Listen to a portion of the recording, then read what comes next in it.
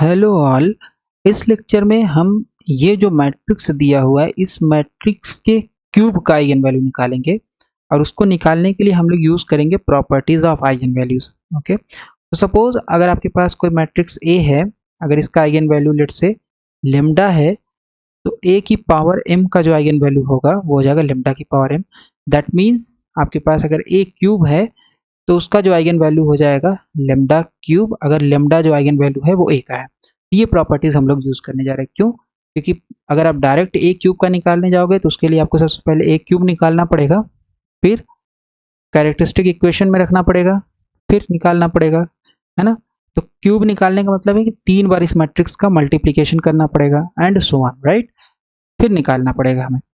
लेकिन प्रॉपर्टीज से अगर निकालेंगे तो सिंपल इस मैट्रिक्स का निकाल करके आइगन वैल्यूज जो आएंगी उसका हम क्यूब कर देंगे। Okay, so late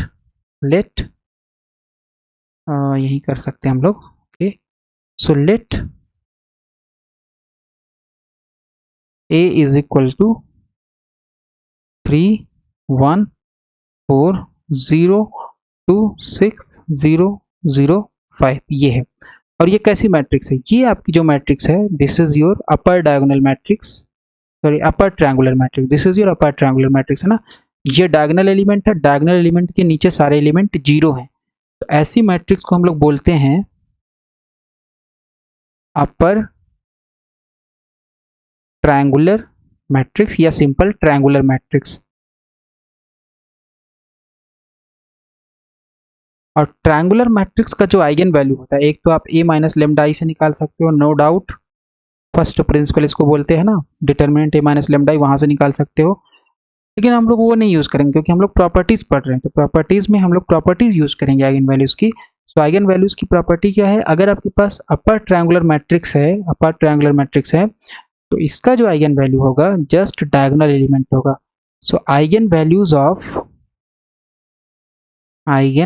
of A are क्या हो जाएगा? ये हो जाएगा 3 to 5, this will be 3 to 5।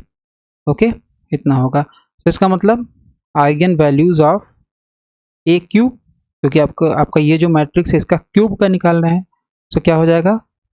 Are 3 का क्यूब, 2 का क्यूब और 5 का क्यूब, सबका क्यूब हो जाएगा।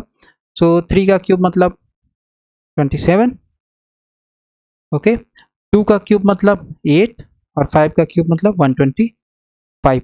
तो इस तरीके से हम लोग इस मैट्रिक्स का आइगन वैल्यू निकाल सकते हैं बहुत ही आसानी से using 2 properties of eigen values, जो कि है एक है ट्रायंगुलर मैट्रिक्स की प्रॉपर्टी और एक है ए की पावर एम की प्रॉपर्टी।